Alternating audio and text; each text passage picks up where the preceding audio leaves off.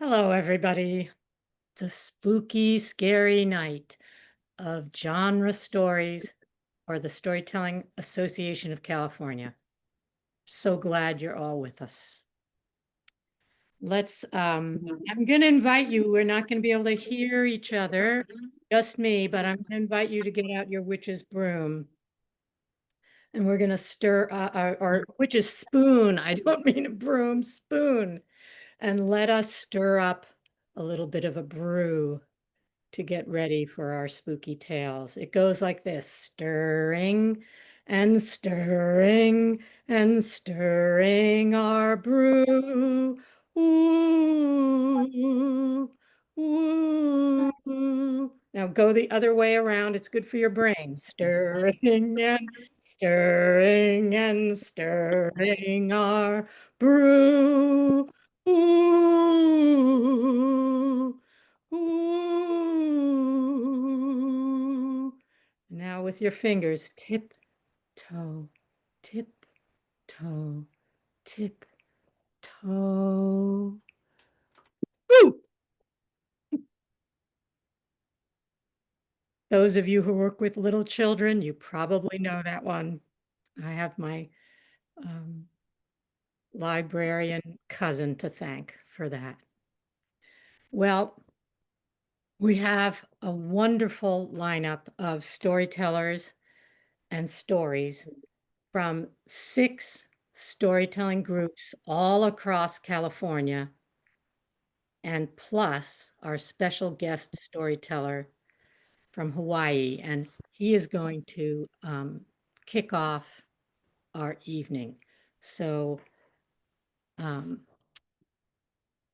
I also want to introduce Prakriti is our tech host, and so she'll be spotlighting people. And right now, she's just spotlighted Jeff Gear. So a lot of you know Jeff. Jeff gets around. I have to say, Jeff is coming to us from Hawaii, and he reaches out across the Pacific in both directions, and not only in geography, but in community to bring storytellers together at every opportunity. You really have given so much to the storytelling community, and you do so much. He has just done a show for seniors on the island of Maui, but he lives on the island of Oahu. So right now he is in transit about to head to the airport, and that's why he's in the backyard of a cultural center. But Jeff wants us to know that he is old, although he says he's growing younger. And he's been telling stories in Hawaii, in Honolulu, where he lives, and all across the state for 4 decades. And during that time, a lot of people have shared, and he has encouraged them to share many true supernatural tales with him. And he's going to tell one of those tonight. I asked all the storytellers, what's your favorite, either good or bad Halloween costume? Jeff said, well, it's not so much that, it's that everybody needs to know that Halloween is his birthday. And maybe that's why he is just a natural, spooky, scary tale teller. And the tale tonight is called Hanu Tattoo. I'm going to be showing up in my birthday suit. That's spooky. Well, friends, I have a short bit of time and a long story to tell you. The story goes like this. Once upon a time, I was hired by the city and county of Honolulu to be the drama specialist. Yeah, we had a drama specialist. Yeah, I was hired to do it. I was actually hired to do drama in the Department of Parks and Recreation all around Oahu. And I did 30 to 40 summer fun shows every year, thousands of children. This was the second show of the day before lunch, the one just before lunch. I was headed out the door. The kids were ahead of me. They literally exploded out the door. They were glad to be out on the playground and were tired of stories. Well, I had another gig. I had to eat lunch and go to the third gig of this day. And I was walking towards my car when, hey, Mr. Jeff, Mr. Jeff, Mr. Jeff. I turn over. It's one of those 20-something kids that we hire, the aides, summer aides, who watch after the kids and make sure they don't kill each other. I'm like, yeah. Mr. Jeff, I want to tell you a story.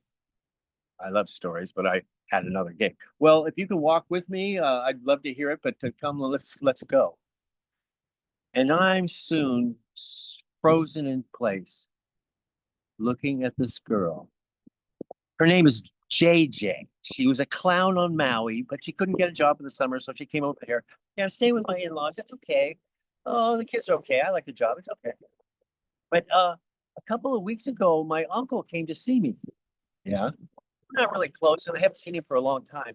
And he was talking, and I was looking at his leg, and he looked fine. And he had a new tattoo, one tattoo of a honu, a sea turtle. And he finally said, "Why are you looking at me?"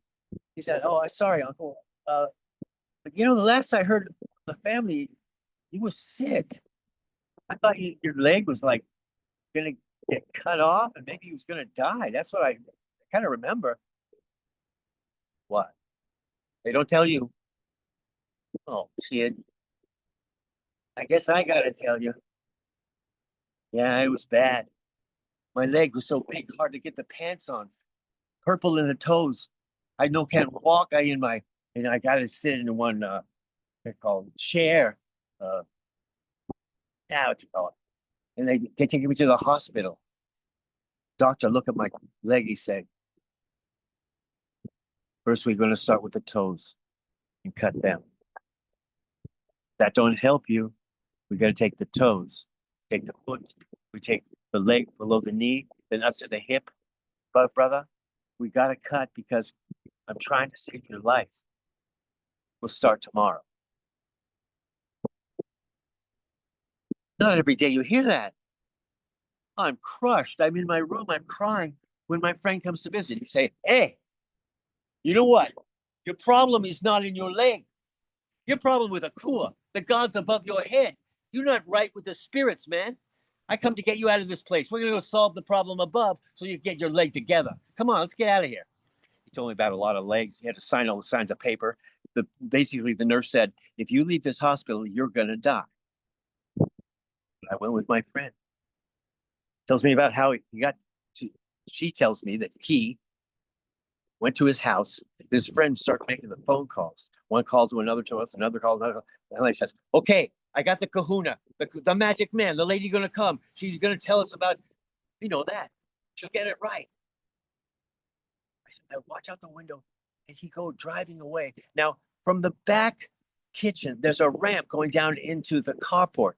I've been driven for 2 years, so the car is gone. It's pretty much empty, but I have a good view because the street end, there's a little ramp coming down into the garage. I see my friend finally pull up.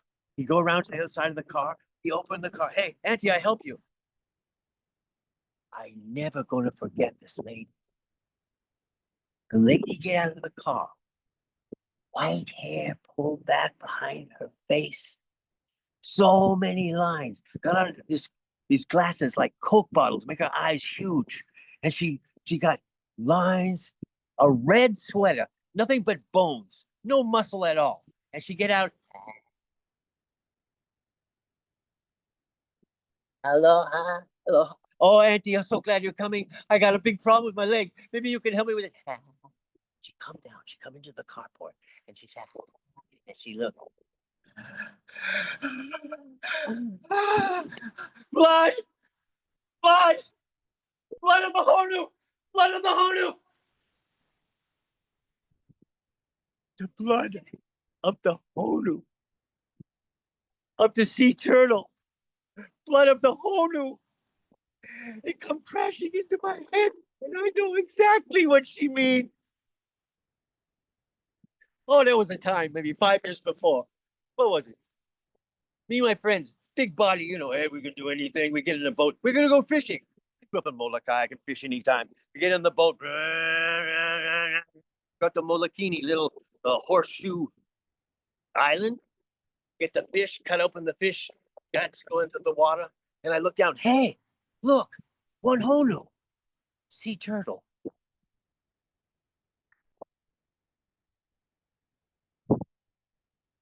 I grab one long pole with a big hook on the end. I bring it down. Yeah, hook him in the leg. "Hey, I got him. Give me a rope."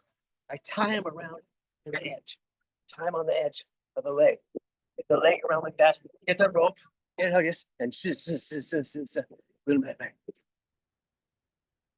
when we go fishing, we drag that animal behind on the rope. The boat going, and behind, drag the whole rope. Think we let him go? We think it's funny. Fish all day, wherever the boat goes.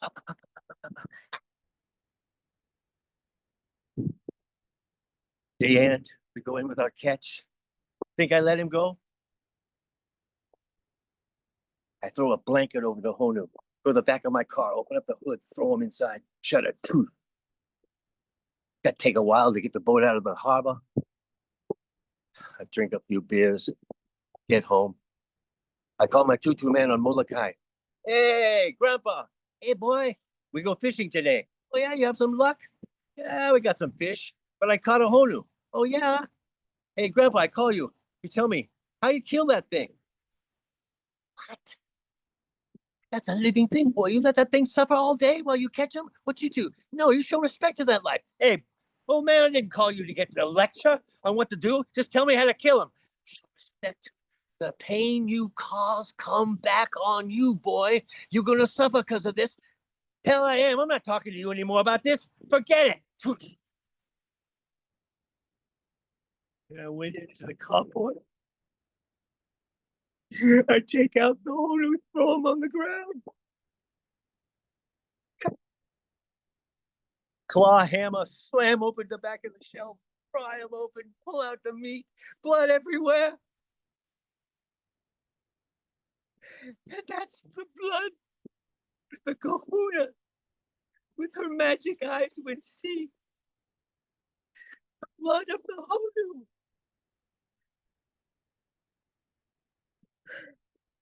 The pain you cause come back on you.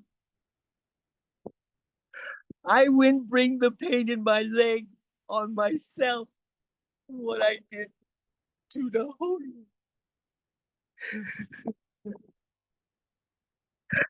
Deserve for suffering.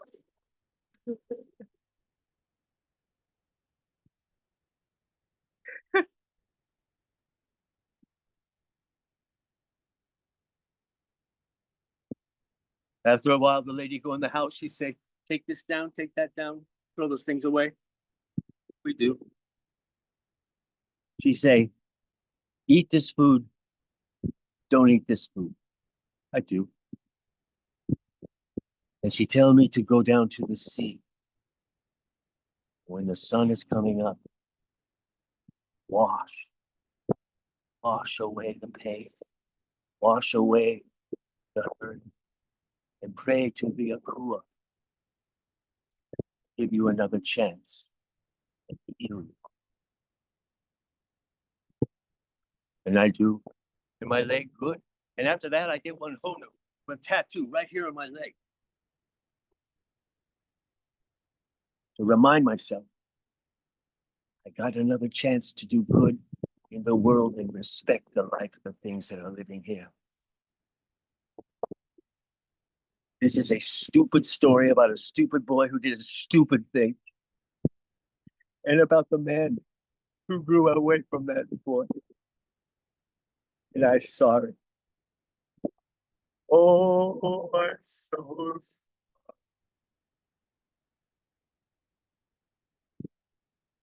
And the story that JJ, Summer Hire, told to me, I just told to you.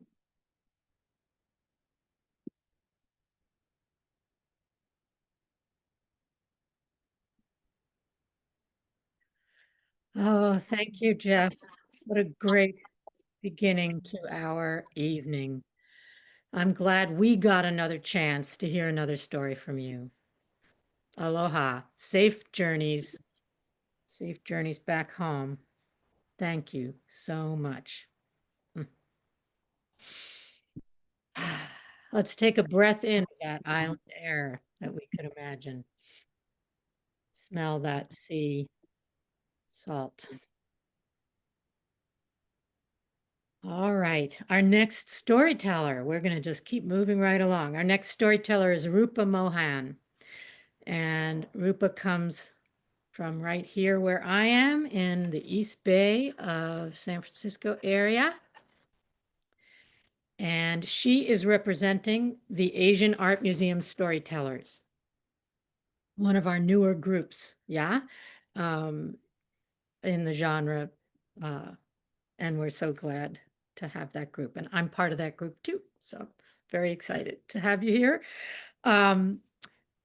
Rupa, first of all, before I forget, Rupa is a board member of the Storytelling Association of California. Thank you so much, Rupa, for all you do. But in addition to that, Rupa says she's grateful that storytelling has expanded her horizons and her imagination. She cooks up new dishes and she cooks up new stories. She's exploring all kinds of genres. She's been doing historical recreations, and she tells personal stories. She tells traditional stories. And when I asked her about a best or worst Halloween costume, she explained that growing up in India, she didn't dress up for Halloween, but raising her daughters here in the US, she tried to get them to wear the beautiful Indian saris that they had been given to go as Indian princesses. And it worked for a while, but not as they grew up. And that's the way parenting can be, right? And Rupa is going to tell us a story called Dungeons, Demons, and Demigods. Namaste and greetings to everyone. We are going back in time, thousands of years ago in India, when demons were starting to get very powerful.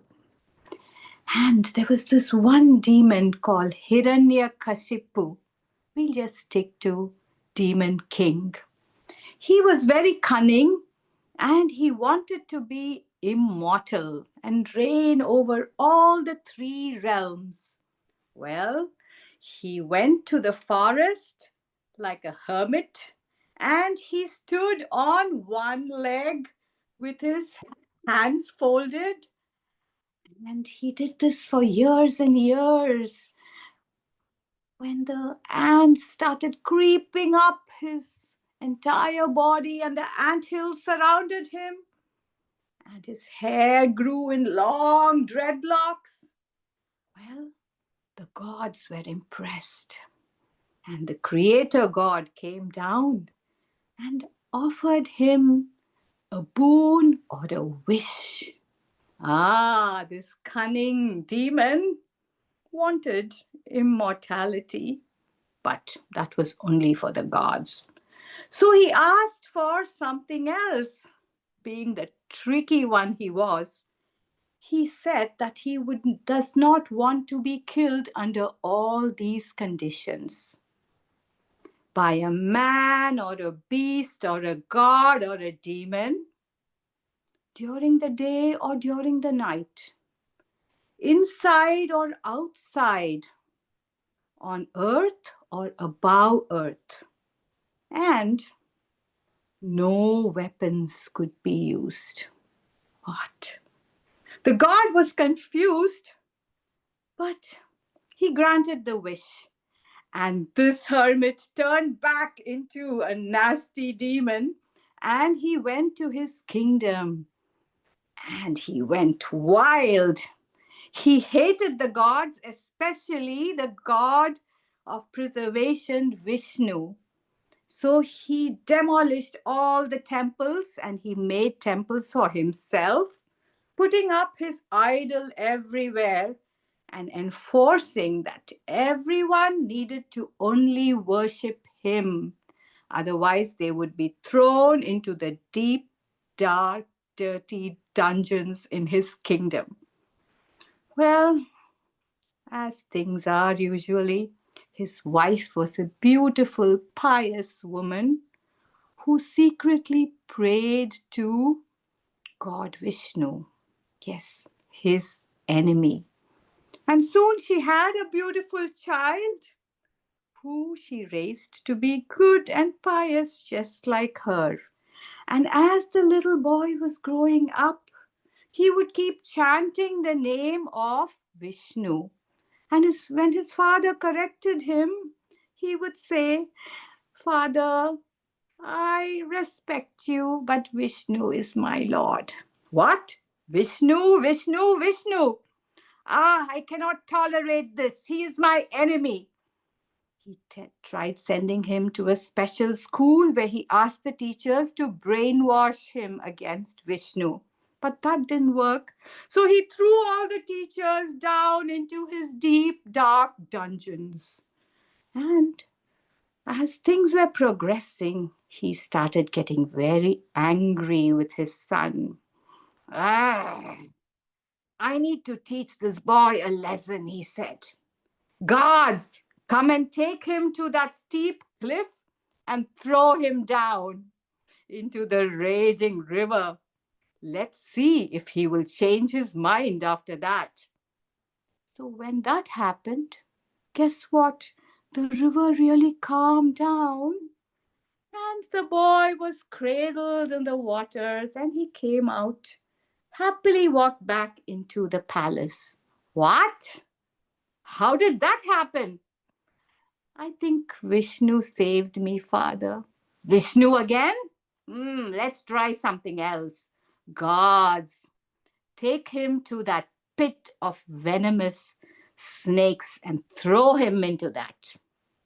Well, the guards did that, but the snakes calmed down and one became a beautiful bed. And this young boy, whose name happened to be Prahalada, meaning abundant joy, seemed to have spread joy among the snakes. And he took a nice nap on one of those snakes. Well, what? You escaped that? Guards, take him and toss him into that corral of mad elephants.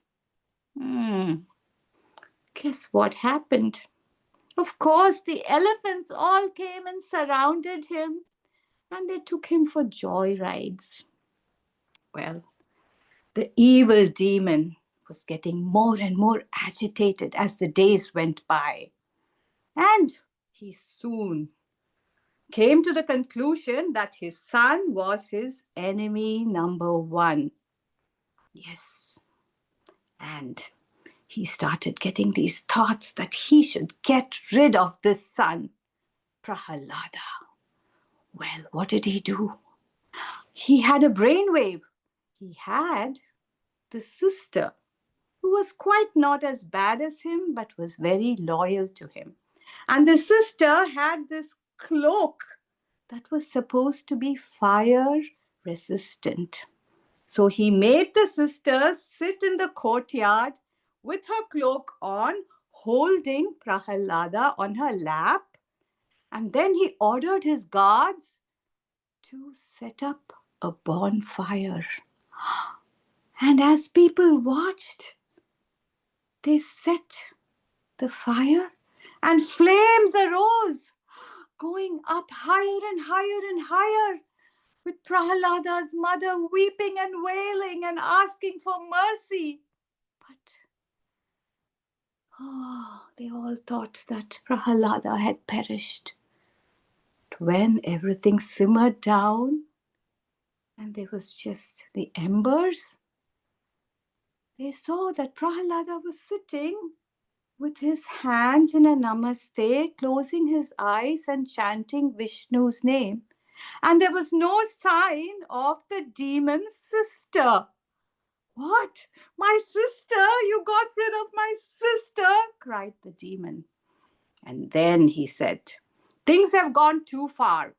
I have to kill you with my own hands." He dragged his son into his palace and had him tied to the biggest column there. And he said, "Now I'm going to sharpen my sword and do it with my own hands. Vishnu can't save you. He's not here."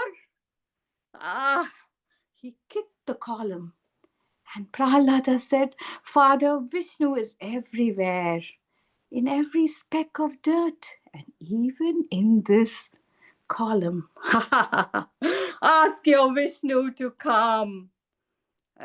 Let's see. And he approached Prahlada with his sword. And just then, everything went dark. And before anything could happen, they heard a roar.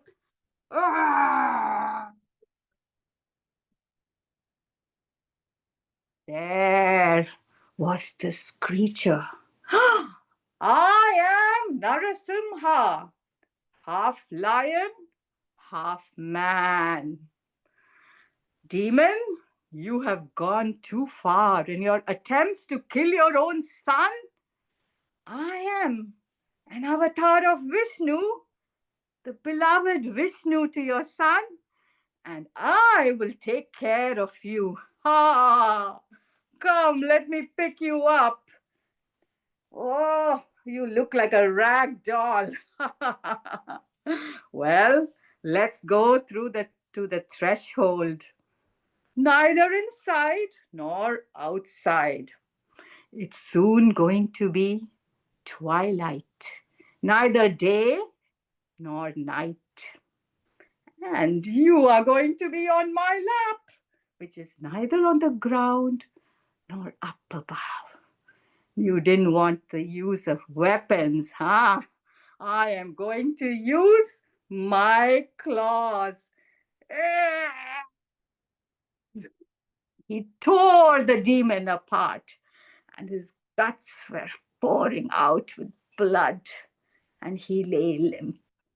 Meanwhile, Prahalada had been miraculously freed from the ropes, and he stood there in a prayer mode.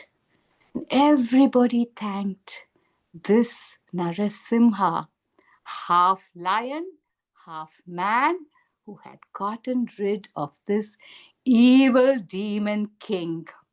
And it is said that Prahalada became the next king, and he ruled with kindness and justice and brought peace and harmony to the entire land. Namaste. Namaste, Rupa. Thank you so much.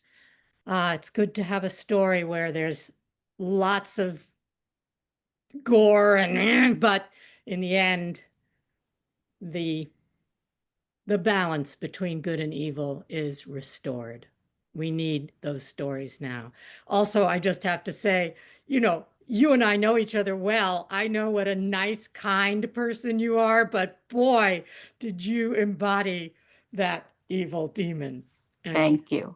And I must say, this is our beloved late Jeff Byers, his mask. And I feel that he is blessing me. Thank you. Thank you so much for sharing that memory of Jeff with us all. Okay. All right. Our next storyteller is we started in Hawaii.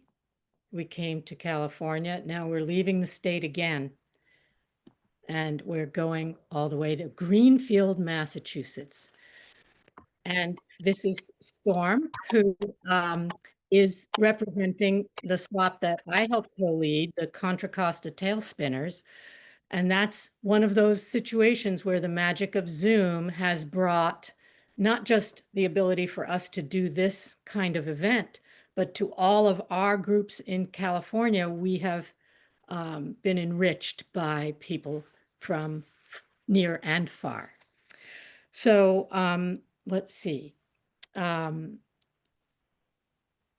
Storm has been writing poetry since 1969 and writing songs since almost that long. He is a metaphysical minister and father of a handicapped child. He has performed both musically and orally in 8 countries. And I asked him about Halloween costumes. He said he's not really remembering Halloween costumes, but he does love to dress up. This hat he's wearing here is one of a collection of 25 that he has. And so tonight, Storm is going to give us a poem that's called Under My Bed. Thank you. It's a pleasure to be with you all.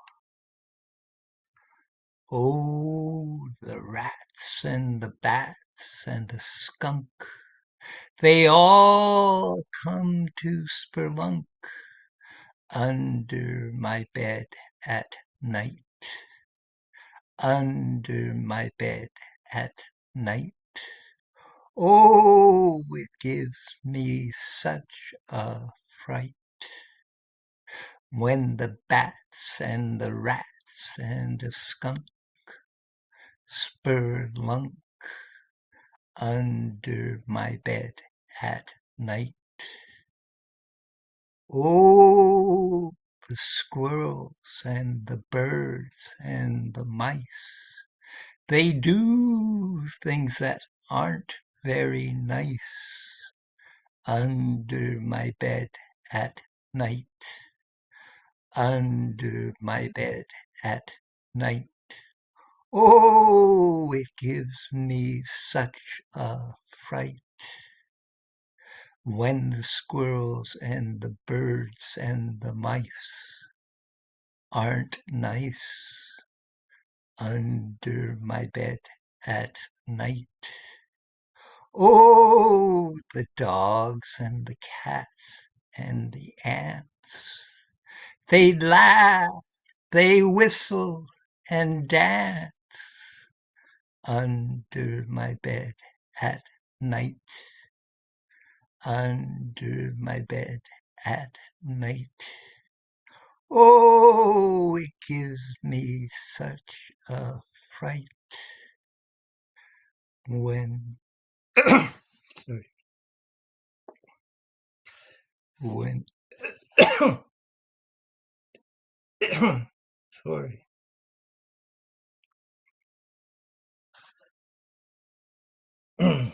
Sorry, I'm having trouble with my throat. Let me try again. Let me do that over. Take your Oh, time. oh, the squirrels and the birds and the mice. They do things that aren't very nice under my bed at night. Under my bed at night. Oh, it gives me such a fright when the squirrels and the birds and the mice aren't nice under my bed at night. Oh, the dogs and the cats and the ants, they laugh, they whistle and dance under my bed at night. Under my bed at night. Oh, it gives me such a fright when the dogs and the cats and the ants come dance under my bed at night. Oh, the spiders, snakes, and slugs, they all come here for hugs under my bed at night. Under my bed at night. Oh, it gives me such a fright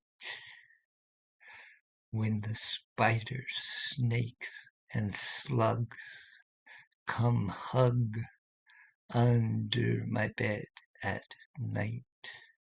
Under my bed at night. Under my bed at night. Under my bed at night.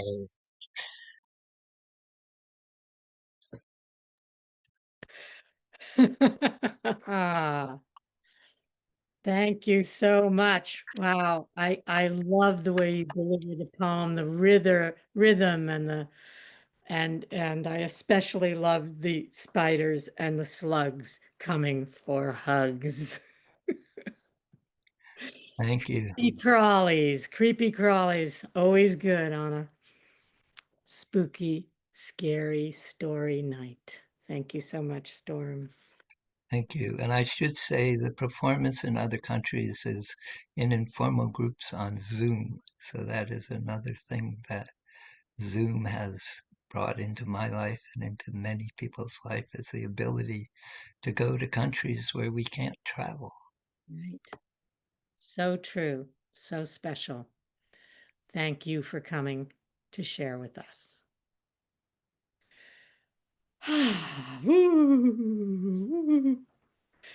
Maybe give a little shiver and a little shake before we get ready for our next storyteller. Our next storyteller, we're coming back to California, down south. We're going down to San Diego, representing the storytellers of San Diego, Emily Stamets. Emily is a storyteller and a teaching artist and a theater maker. And she used to teach theater arts, and now she leads all kinds of storytelling and theater programs for things like the La Jolla Playhouse. That's so cool. And the California Thespians. And she does a lot of original works that blend fantasy, mystery, and emotional truth, she says. I asked her about a Halloween costume, and she said the best was when she went as the ghosts of Christmas past, present, and future with her sister and a friend. Ooh, that just gives me the chills just thinking about that. So Emily is going to tell us a story she calls The Mirror. Tap, tap, tap in the dark. Tap, tap, tap in the midnight quiet. Tap, tap, tap. Kate wakes up out of the first full REM cycle she's had in weeks. It takes her a few breaths to remember where she is. Oh, right. The antique bedroom in the restored historical home that they rented to get married. Tomorrow. Tap, tap, tap. Kate peels back the blankets and walks to the door. Maybe Amara had come down the hall for one last midnight tryst before they tied the knot. But no one was there. Tap, tap, tap. The storm outside was a constant shh. But there were no branches outside her window, and nothing was moving. Tap, tap, tap. Kate's eyes were adjusting to the moonlight, and she saw the bed glowing. It was a huge bed. It was an overdressed, overcarved four-poster bed. And yesterday she had called it the pillowed mall. But right now, all she wanted to do was dive into that monstrosity and go back to sleep and get some rest so that she could wake up and marry her beautiful, wisecracking Amara. She made her way towards the bed, past the brass horn of the Victrola, past the carved vanity with all of her makeup and hair supplies lined out for the morning, past the mirror. It was one of those big floor-sitting carved mirrors that has that hinge. And she rounded the corner, the foot of the bed. Tap, tap, tap. Kate turned. She had flipped the mirror to be flat to the ceiling, so she couldn't see in it. And now she tilted it down and looked at her reflection. Now, she was pretty sure that her eyes were all puffy from too much and too little sleep. But in her reflection, she looked wide awake. It was not surprising. This mirror had done weird things all weekend. When Amara looked in it, she looked stunning, like she had her own lighting crew following her around with those big bounce screens. And Kate's mom had looked, well, she'd looked kinder than Kate had ever seen her before. But when Kate had looked in the mirror, she just looked tired, with dark bags under her eyes and a tightness around her mouth. And she knew it was just wedding stress, but she had flipped that mirror up so that she didn't have to be reminded of what this past year had been like, planning a wedding with her mother.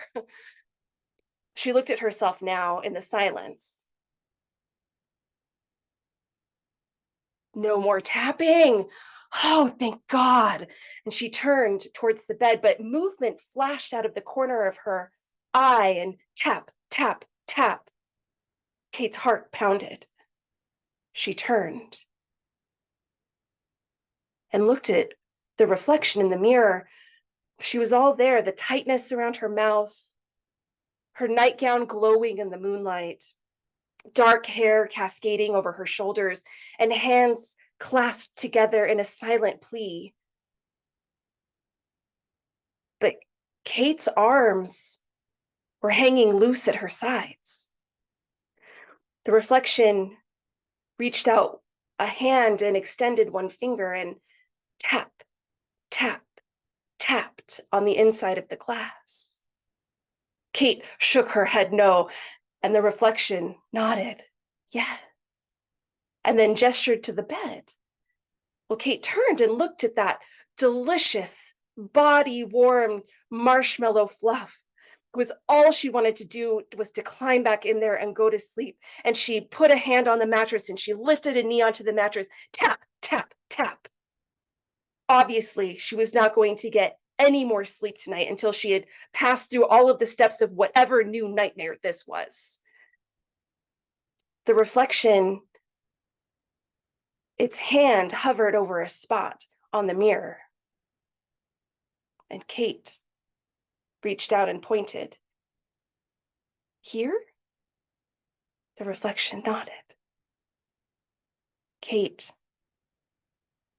Tap went Kate's finger on her side of the glass. Tap again. And then she hesitated.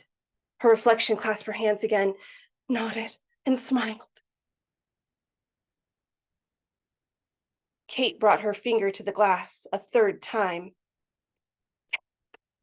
Boom! Thunder crashed and lightning flashed, and there was one last instance she saw in the light of the room, she saw the hungry eyes looking out at her from inside the mirror before everything went dark. Now, the next day dawned bright. The sun was shining. The rain had made everything fresh. The bedroom was a flurry of movement with friends and family and photographers all coming in. They buttoned her into her antique lace gown.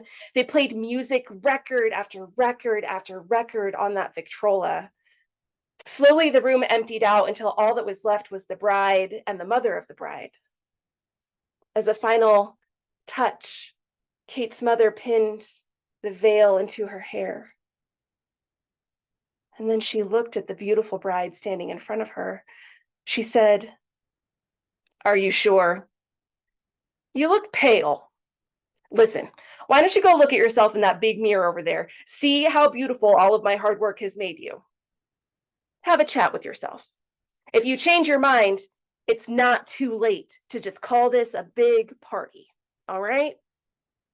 And she left, leaving the bride alone in the room. Finally, the Victrola played the last few notes of music on this record. The bride glided over to the mirror where it sat flat, looking only at the ceiling. And she tipped it down and admired what she saw, from the lace veil down to the satin shoes. She smiled, lifted a hand, extended a finger, and tap, tap, and then pulled her hand back. Outside, someone called Kate's name, and the bride lifted the veil up to cover her face. Then she tilted that mirror right back up so it was facing the ceiling and swept out of the room in a storm of lace. The door clicked shut behind her. The Victrola spun. Shh.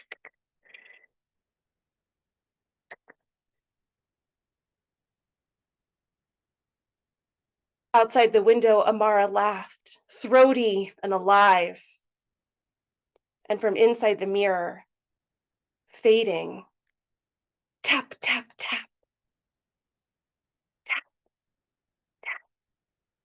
tap.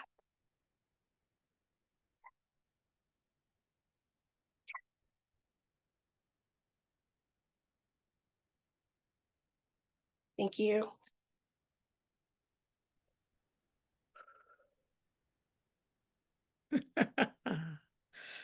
Ooh, creepy. The Twilight Zone has nothing on you, Emily. I love your pacing and the tapping. I felt like the mirror is really there. Um, and as someone who loves the old traditional stories, the false bride is a very, very common and widespread motif, and you made it your own right there. Thank you so much. Thank you. What is old is new. It's all right. Well, our next storyteller is going to be Susan Lucor. Hi. Okay. And she is representing the Sacramento Storytellers Guild. She is an award-winning artist, storyteller, and she's also a marketing executive, a very skilled one, which is great news for the Storytelling Association of California because she is our newest board member and is going to bring not just her storytelling skills and enthusiasm, but also her professional skills. And we're just thrilled about that. So welcome to the board. As a board member from back in the Stone Age, many decades ago, I feel like I can say that. All right. Well, I was fascinated to learn that that Susan has as a visual artist, created an internationally recognized painting called The 19 Faces of COVID-19. And it's been featured in hundreds of publications and exhibits all across America. And so I want to see that. Maybe you can put something in the chat of like how we all could get a chance to see that or tell us at the end. Susan says she grew up hearing stories around the kitchen table and even from under it. So from very young, but she's only been telling stories on stage for a year and a half. But it's like it comes naturally. And we're going to find that out. But first, she did tell me about probably the worst Halloween costume she ever had, that in high school, her best friend and she made costumes together. And she was the plug and Susan was the tall double plug holder. And they thought this was brilliant. And so did the judges of the Halloween costume competition. But their high school classmates had other opinions. So that didn't work out as well as she thought it would. And isn't that true of life? Well, she is going to tell us a story called The Haunted Kiss. Thank you so much. I appreciate that. Well, this is my very first storytelling event with the genre storytelling, so thank you for having me. This is a true story. I was 13, full of angst and love. I was sure I was in love with Randy Purbaugh, a 13-year-old boy, was tall, thin, and tan, gorgeous person. And all I wanted to do was kiss him. Now, just a few months before, I had had my first kiss, which was okay, but he tasted like a pork chop, which actually wasn't so bad. And I decided that I was going to figure out how to kiss Randy Purbaugh. Now, we lived about 10 miles apart in a really rural area. And I had decided that I was going to have a Halloween party. And that way I could invite all of 13 of my classmates. Heck, I invited everybody in 8th grade, a very large geographic area. So on Halloween, my father and I had taken a house that was across the street where James Franklin had passed away just about a year and a half ago. And the house was really in bad shape. The paint was peeling, there was ivy growing up all over, and it had real cobwebs inside. The only problem was there was no plumbing. So my dad said, well, we can't have a big party because we live in a mobile home. We can't have kids traipsing through and using our restroom all night. So he just dug a trench from the sewer pipe all the way to the rice field. And of course, that was a warning when everyone got there. We had ghouls and goblins and witches and zombies, and we even had a couple of people that looked like they got things out of the garage to dress up. But that was okay. We had a great time. We had hot dogs and we had caramel apples. We even bobbed for apples. A lot of apples going on. And we went all over across the dirt path to this house where we had taken out all the light bulbs, but just a couple in the chandelier. I had candles lit all over the place. And it was creaky stairs. When you got onto the porch, you felt like you're going to fall through. We might have actually. And as we went in, and it was very gloomy and dark shadows, my father and I had covered some of the furniture in white sheets for a better effect. And we decided that I was going to figure out how to kiss Randy Purbaugh by playing spin the bottle. So I had an old rum bottle that I found in the kitchen, and I took it upstairs. I put 10 pillows around prior to the party, and I was going to place myself across strategically from Randy. I could not wait because I knew we were going to have this magical kiss. We would be together forever. Well, we walked up the creepy, almost vertical stairs, and 32 kids made it up the stairs, and we surrounded in one big room past the long corridor. And 10 of us sat down on these pillows, and I positioned myself right in front of Randy Purbaugh, up across from him. And the third spin of the bottle, it was my turn to kiss Randy Purbaugh. And as I leaned forward and he leaned forward, screams happened and the walls started playing these haunted sounds, and it was so frightening. And everybody just screamed and ran. We didn't know what was going on. I didn't know what was going on. And we trampled over each other trying to get down the stairs fast enough. And as we ran down the stairs, through and out the front door, most people went to the left to the mobile home. Some went to the right towards the road. And a couple of people ran around the house. Now, Greg Herger had seen my brothers dressed up as headless horsemen, so he knew there was nothing to be scared of. So he decided to become a zombie and chase one of the women or girls, Ellen Lathrop, around the house like a zombie. I'm coming to get you, Barbara. Coming to get you. Now, again, we didn't know what was going on, but he did. And Ellen saw the trench and jumped over. Greg did not see the trench as his hands were outstretched, and he fell directly into it. He was covered head to toe in muck, and not the good kind of muck. The kind of muck that the smell hit us before we realized what had happened. So as he comes back around the house towards the mobile home, he's screaming. It was shocking. And now people were more afraid of him because, well, there were also a lot of kids in the mobile home ready to try to call their parents. So there was a line of people inside. Rosie Quintana was speaking so fast in Spanish, we couldn't understand even what, but we could tell she was scared. So we saw my mom head outside when she heard the commotion of Greg screaming, and she saw he was covered in muck. So she took the hose, the garden hose, it was about 42 degrees October. She put on the power washer nozzle and just sprayed him head to toe, head to toe. And he screamed, and he was so freezing and cold. And other people were really frightened of him and his stench. And as she hosed him off, she allowed him to go in the house and take a shower. Now, I didn't get to kiss Randy Purbaugh that night, and that was my whole reason for having this party. And it was a pretty successful party, especially since my brothers, who were 17 and 18 years older than me, worked at Mid-Valley Sound and Stereo, and they rigged the whole house, even sound speakers under the creaky boards of the floor.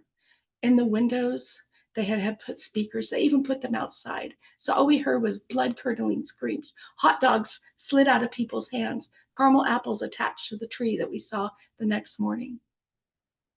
Well, I finally let Randy go. High school, he was, of course, the quarterback, and all the girls were like, "Oh, Randy." But I knew that the kiss was just not going to happen. 43 years later, I opened my cell phone and there was a friend request on Facebook from Randy Purball. We picked up right where we had left off. We had these massive chats, and then pretty soon it was phone calls, sometimes 2-3 hours. It was crazy. And we had just this passion for us. He had just separated from his wife 6 months before, and I couldn't wait to see him. So we had made dinner plans. And as we got there, I could tell something was wrong. Red flag number one, he was speaking really fast. And he hugged me and embraced like we were passionate lovers. I pushed him away. And then he started telling me these stories about how he got kicked out of the local bar because he waved a gun around and threatened to kill people.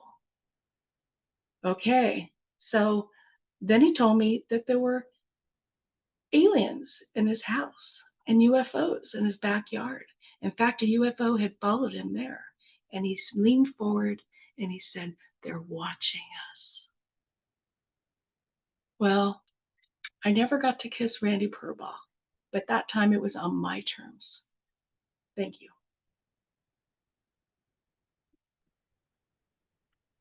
Oh, thank you so much, Suzanne. How wonderful to have that personal story in the mix. And as Emily, I saw Emily made a comment and others, that scheming to get that kiss and about was so relatable. We were all with you like every step of the way. And the ending was surprising, but lucky for you. Very good. You Yes, got I'm very away. happy and lucky the way it turned out. You never know. You never know. Yeah. Oh, boy. That was lovely. Thank you. Wow. This is so fun. Aren't we having a great time, everybody? Like, woo, woo. Our next storyteller is Vicki Ness. And Vicki is representing the Do Tell Story Swap up in Sonoma County, north of San Francisco.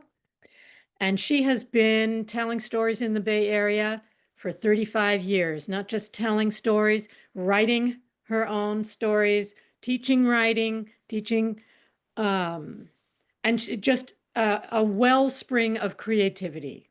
I've been lucky enough to be on, not so many times in person with you, but many times on Zoom. And we never know what your fertile imagination is going to come up with this time. All I know is that this time the title of Vicki's story is The Addict's Revenge.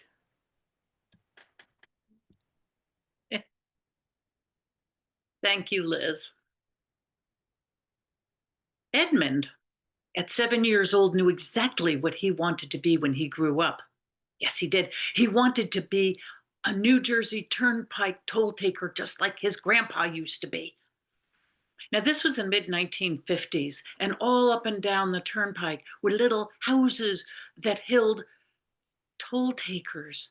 And they got to wear the coolest uniforms. They got badges on their shoulder, and they had brass buttons, and they had all kinds of green and gold and hats. And oh, it was so cool. He wanted to be one just like his grandpa used to be. Now, his mother had other ideas, but that's beside the point. Well, come Thanksgiving that year, his mama dropped him off at his grandma and grandpa's house for Thanksgiving dinner and went off on her own to go get all the dottier aunts and the more disturbed uncles who couldn't be trusted on the road by themselves. This would take a while. But Edmund was used to this. He would help his grandpa set the table. And so he went into the hallway with his grandpa, and his grandpa had a hook to pull down a rope. And when he pulled on the rope, thunk, bink, thump, Down came steps up into a black hole in the roof that went up into the attic. It was totally dark up there. And his grandpa walked up the steps. And Edmund could look up there and he could see a dusty beam of flashlight here, flying there, zipping there. Finally, Grandpa came down the steps with a box labeled Tea Day. It was filled with the ceramic pilgrims and candle holders in the shape of turkeys, things like that. Grandpa went into the dining room, but Edmund didn't follow him. He went up the steps and he sat on the hatch there with his legs dangling into the light of the hall, and looking around him was so stifling hot and stuffy and silent. And there was an air vent with just a scant light, but the light from the hall, he could look up and see the rafters, and they were clogged and glutted with dirty old spider webs looking for all the world like grimy cotton candy. And he looked around and the light reflected off the glass eye of a rocking horse. And there, a dirty old lampshade that was broken, like a broken neck. Oh. And behind that, boxes and boxes on top of boxes, like a city of forgotten things. Things that people said, oh, this is important, we must keep this. We'll use it one day, but they never did. They just moldered in the back of the attic in silence. Well, Edgar got the bright idea to kick at the mechanism of the steps just to see what happened, and think of them, boom.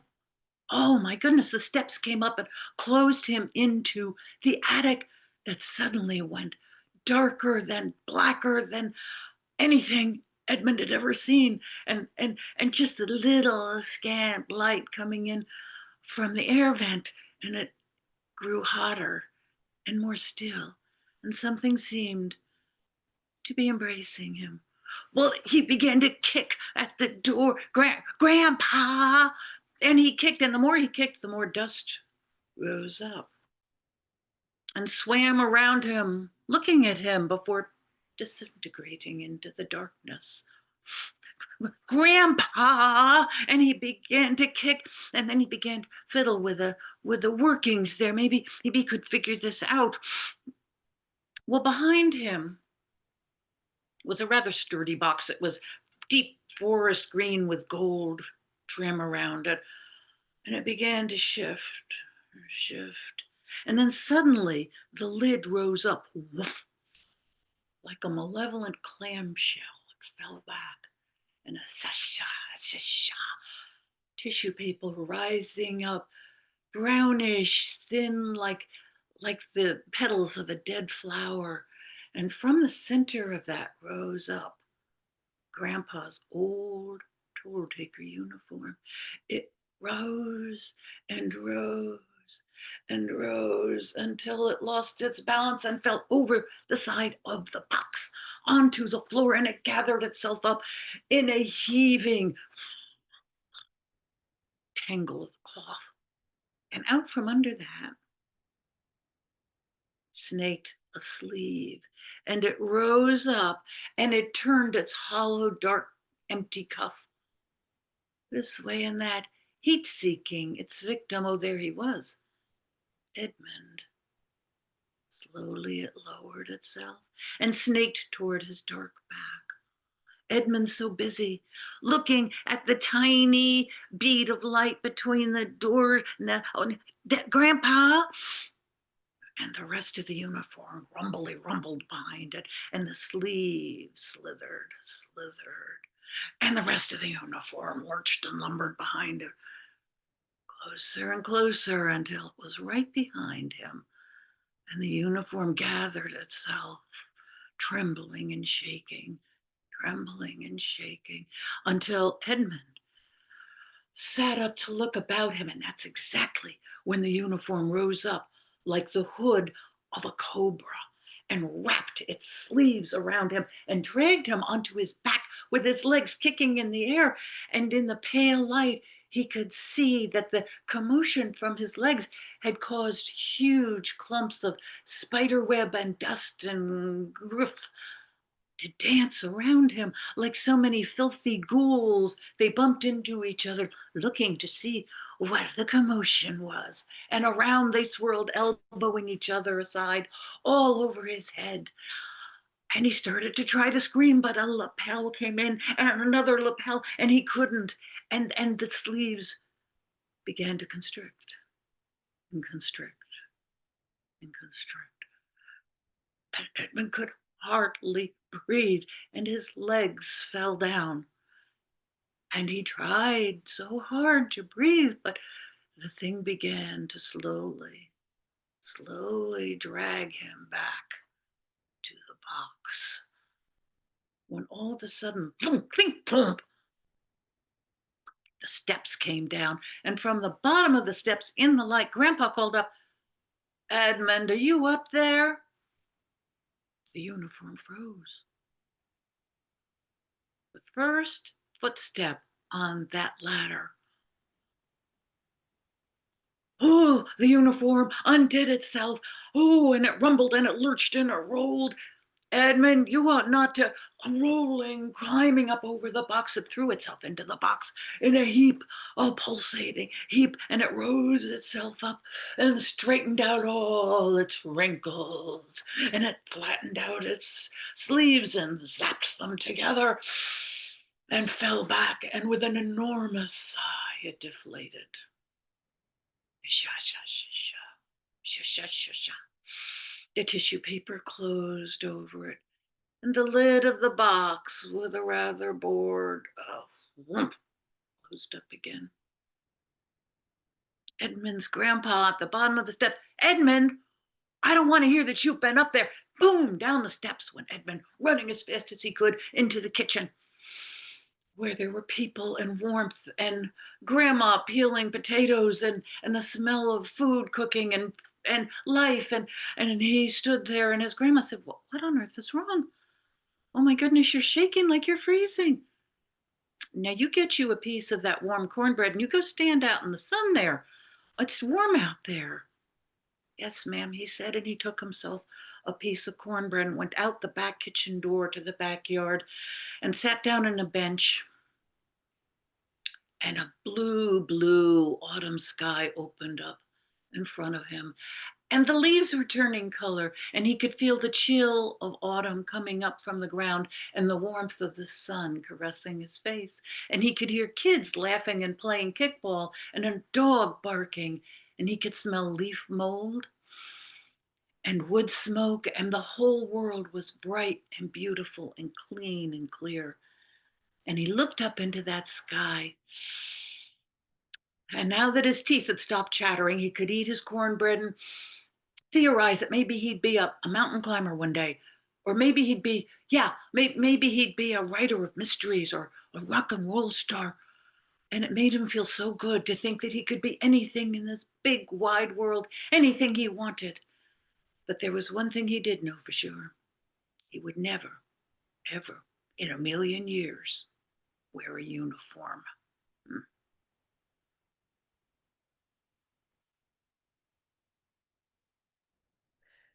Thank you, Vicki. You're welcome. I love how you paint such vivid pictures with so much sensory detail, both of things that are real, and you take us along on the things that are not real, and they're both equally vivid. The uniform sleeves, sneaking, slithering, constricting. You're a wordsmith for sure. Thank you. Thank you. Right. We are now coming to the last story in our program of spooky and scary stories. And that story is going to be from Ron Chick of the Inland Valley Storytellers. And Ron, I am embarrassed to say that in my notes, I don't have my whole intro of you. I just know that you are the Inland Valley Storytellers. I think most of us who go on any of these Zooms have seen you. that you, I think this is an original story that you're telling this time, although you Yes. tell others as well. So very versatile storyteller. And I did ask Ron about either a best or a worst Halloween costume, and he said, I love this, that in 1959 he went as the Blob. Okay, so raise your hand if you're old enough to remember the Blob. And he was able to do that because he had a father who was an engineer and a mother who was a seamstress and parents who were willing to put a lot of effort together into their son's costume, the Blob. So we'll just have to imagine it. Sounds awesome. I wish I'd been there to see it. Tonight, Ron is going to tell us an original story called By the Dark of the Moon.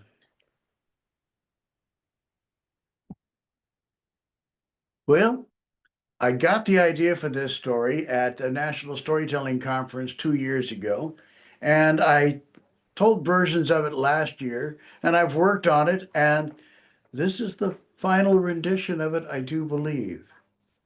These days, if you hear the word troll, you mostly think of people who take up a false ID, and tell terrible rumors and try to cheat you online. But there really were trolls, if you know anything about folk tales. The two-headed kind are long gone. They couldn't survive into the modern world. But the shape-shifting one-headed trolls can, and sometimes do, exist into our world today.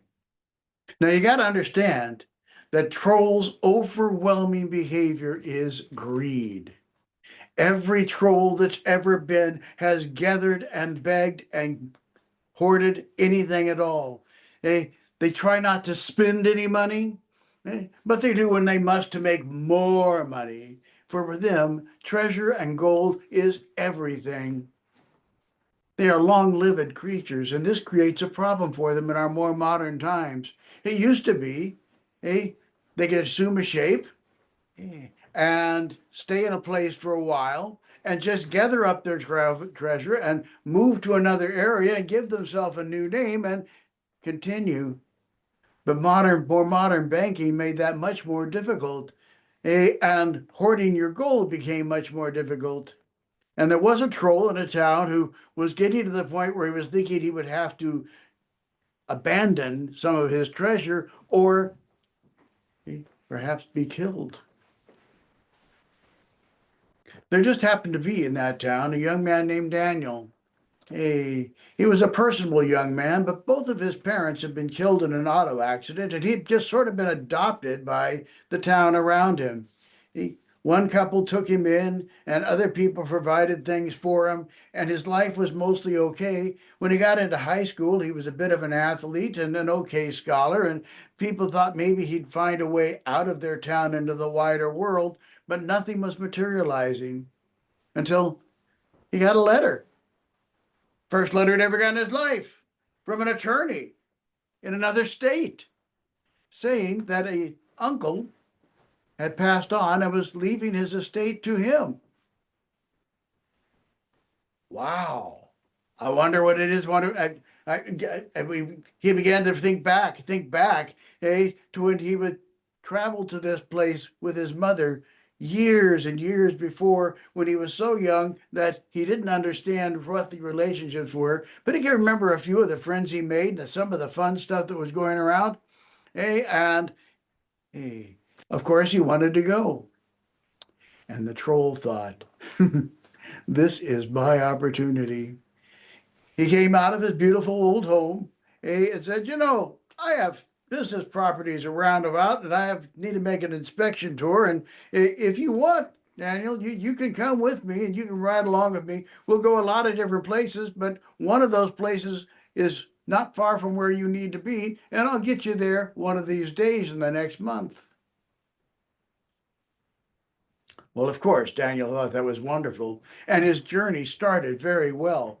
They went to another town not that far away. The man inspected a property there, and they stayed in a nice hotel. And for the first time in his life, he could order anything he wanted off of a menu. The days went by. They went here and there and around about. And everywhere they went, the man he knew as Mr. Smith would ask him what he remembered about the town they were going to in Pleasant Valley.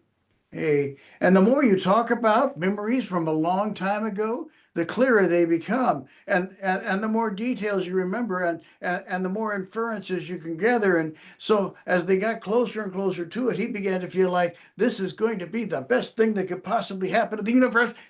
Hey, they turned off the main highway and went off a ways into another valley, and up the side of that valley. And the man said, "Well, Daniel, I've got a little shack of a cabin out here. It's supposed to have been cleaned. I don't know if there's anything in it, and I don't know if I'm going to keep it, but we'll go look at it." They arrived there late in the afternoon. The place was bare of anything except bare floorboards, but it was clean and looked okay. And he said, "You know, we've been sleeping in nice hotels, but tonight I think we'll just stay here. And then I'll take you where you need to go in the morning." And so, after talking about different things they'd seen and done, they lay down on the floorboards. Danny in his pajamas, of course, as was in Mr. Smith. He had been asleep for a while when suddenly something cold and very hard grabbed his wrist. He looked over, and it looked as if a rocky fist had hold of him. He glanced over, and Mr. Smith no longer looked like Mr. Smith, but he didn't know what he quite was. He picked him up by his arm and dragged him out of the cabin. He dragged him over to a bare spot on the granite mountain. He pushed his hand down and put him down, and the rock formed a bound around that wrist. The man put his feet into the ground and his other arm into the ground, and then he ripped his pajamas off of him. Of course, Daniel had been begging and pleading and screaming, asking for mercy, wondering what was going to happen. And then Mr. Smith carefully undressed and lay down on the rock beside him. He said, "This can only happen by the dark of the moon." And as he said that, he began to transform. He seemed to flow into the granite. And as he flowed into the granite, his head and neck began to grow and grow and grow. He was screaming, he was pleading, he didn't know what to do. The enormous head reached over, came toward him. His black tongue came out of his mouth and divided in two, and at the ends of them there seemed to be two small mouths, and the last thing Daniel ever saw was those mouths coming toward his face.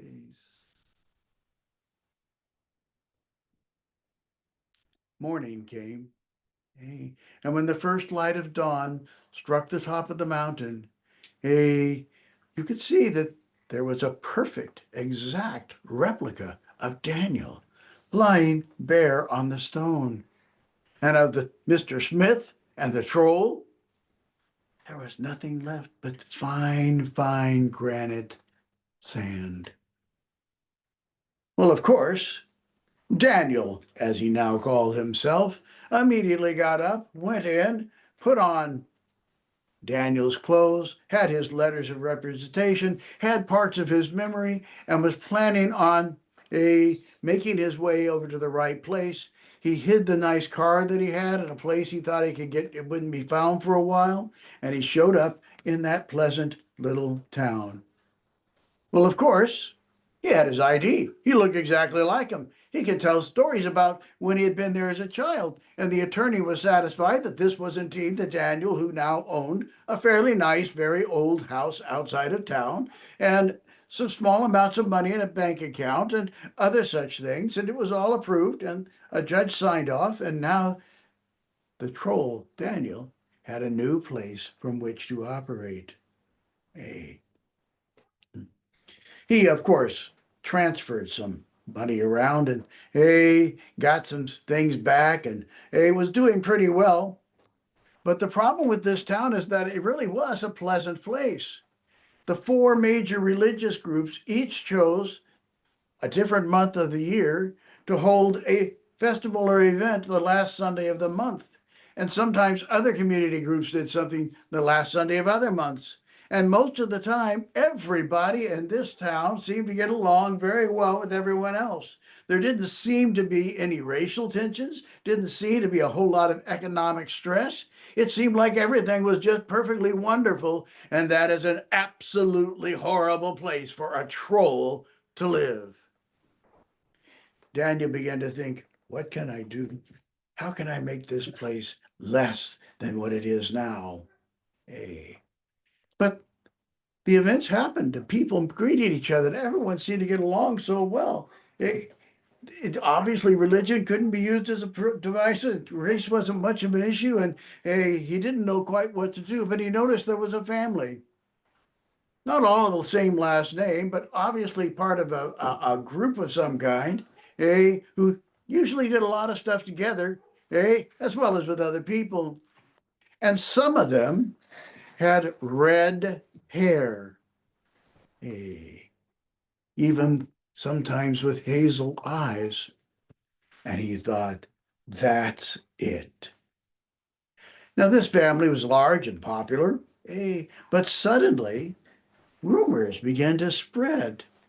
People were talking about them and pulling away from them, and they couldn't understand what could possibly be going on. Daniel began to spend money around the town. He repaired things that needed repairing. He built things that needed building. He donated to things that look for people that need things. And he began to be quite popular in the town, although he never seemed to say a whole lot about himself. No one thought anything of it. Now, in that redhead family, there was a redhead man by the name of Jason, a young man, teenage years, who really loved astronomy. He knew all the constellations. He had his own telescope and his own night binoculars. And many a night he would be out and about late at night, waiting for specific events to take place in the heavens. And one night, he was out there looking about when it appeared as if Daniel was walking toward him. And he walked right up to a next pasture fence and literally leaped over it. Now, that was quite a feat, nothing people normally did, and kept moving onward. So Jason was curious. He couldn't hop over fences, but he could get between wires and climb posts. He followed as best he could. He was a goodly ways behind, but by now he'd figured out where he was going. It was obvious that he was making his way for Glacier Rock, an enormous piece of granite. And everybody knew Glacier Rock. Every kid in town had sometimes climbed up the easy way on the backside, and some of the braver kids had done things to climb up the front side. Jason got there and saw that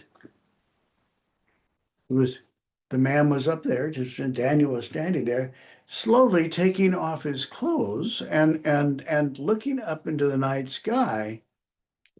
And then suddenly, probably bare, he lay down on the stone and went very still. Jason didn't know what to make of it, but he decided, I don't want anything more to do with this, and he went on home. But he thought about it a lot, and he began to think, why do all of this at night? What was last night? And he realized, oh, it was the dark of the moon. That's why he was out that late. And so when the next dark of the moon would be, he went out well earlier than that, set himself up and observed what was going on. And sure enough, approaching midnight, out came Daniel, fully dressed, went up the side of the hill without any difficulty whatsoever. He stood at the top of the rock, undressed and lay down. This time he crept forward and saw It looked like he had turned to stone, maybe, but he wouldn't come close enough, not by himself. So he brooded about it, until it came up to the next month. And he went to his favorite uncle and said, "This is what I think I saw. I don't know what to make of it. Would you come with me?" And his uncle said, "Well, of course I will. You're a good kid. Hey, you've never led me astray. But I think we should take my brothers with me and maybe your dad, and maybe even grandpa. It turned out that only four of them were willing to go, but they went out. Jason, of course, getting more and more nervous, the adults looking at him like maybe he's a little crazy.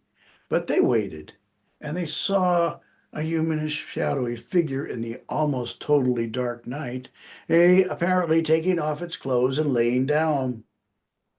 And so they went up, and with their flashlights they could see there was indeed a somewhat human shape with an enormous head and a long neck lying made of stone on the ground. And they said, the only thing to do is to break this thing apart. And they got rocks and they pounded until they knocked his head off. And then they pounded and broke his arms and pounded and broke his legs and probably turned it over and broke down its spine and put all the pieces that they could break off of it.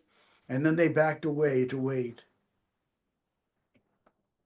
When the first pink light of dawn, touched the top of the hill, all of those chunks of troll turned into the finest, most beautiful granite sand you've ever seen. The grateful town people, not knowing what kinds of evil they'd had amongst them, gathered up that sand and made a beautiful fountain inside and,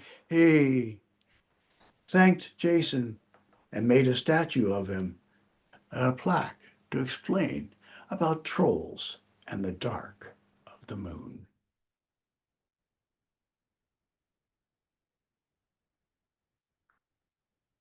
Thank you, Ron. You made us feel like we were around the campfire. And it looked like there was a little troll sometimes going right Yes, forth here, behind. come here, little troll.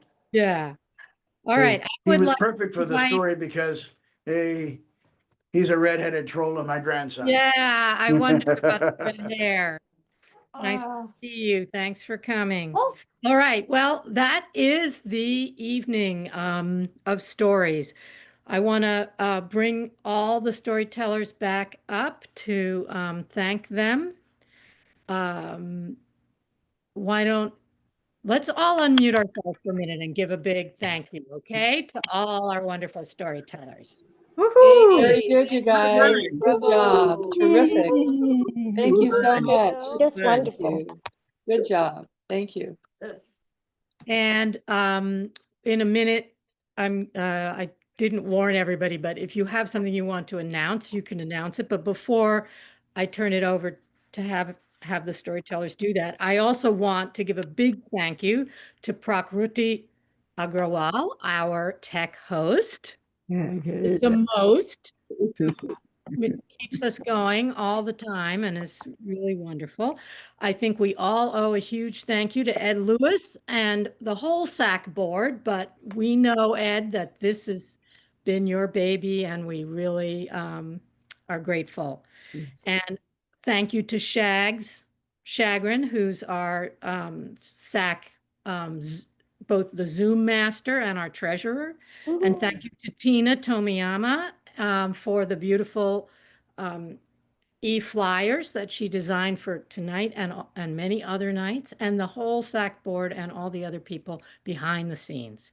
So that's who we need to thank behind the scenes. Now, as part of our thank you to our wonderful performers tonight, raise your hand and I'll kind of call on you, okay?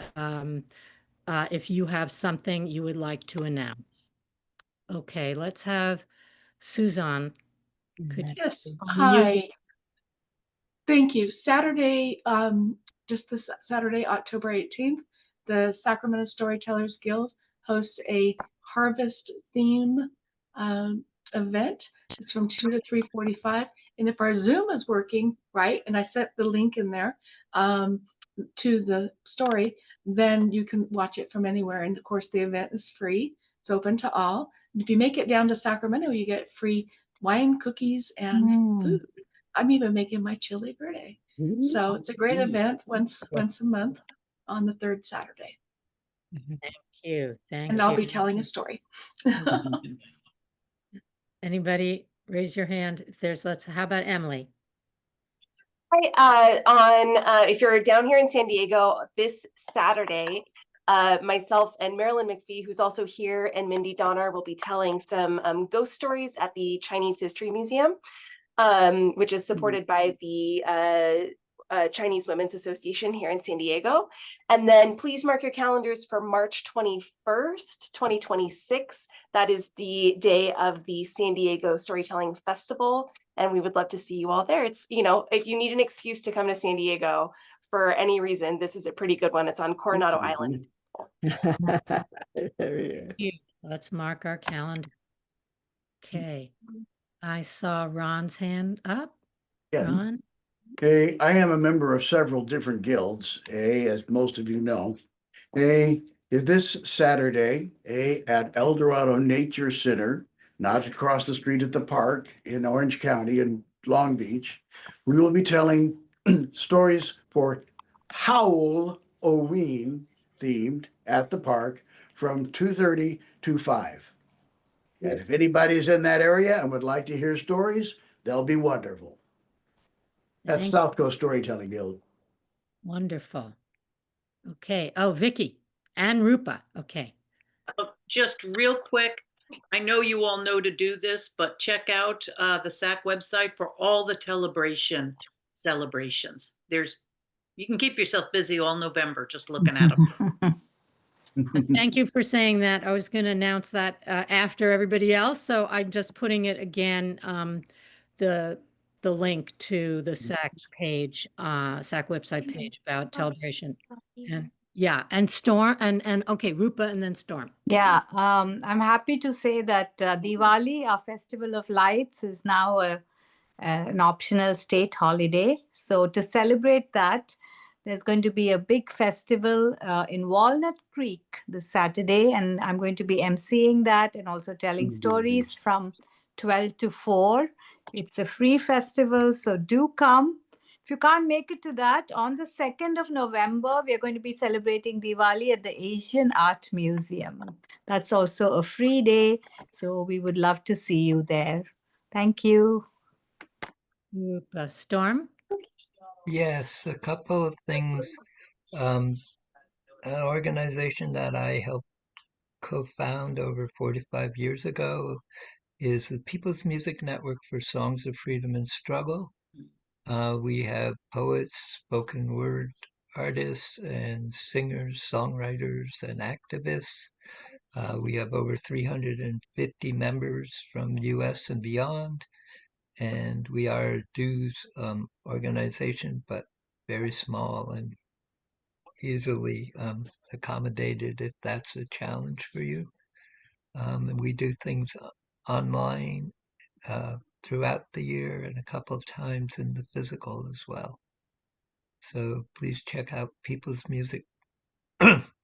peoplesmusic.org is People's Music Network for Songs of Freedom and Struggle. And another wonderful group that I belong to is Daily Antidote of Song. It's a situation where every day there's a singer from somewhere in the world that comes on and sings one or two songs and gets interviewed.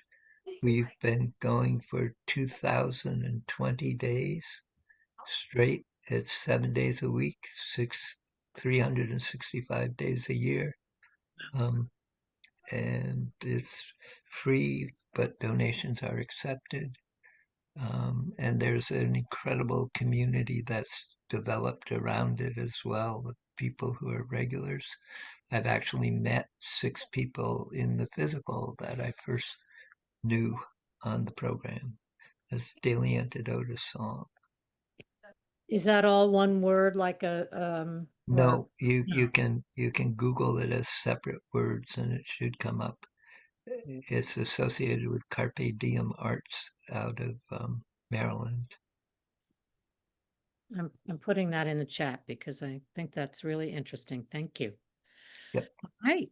I think that concludes the evening. Liz, I'd like to say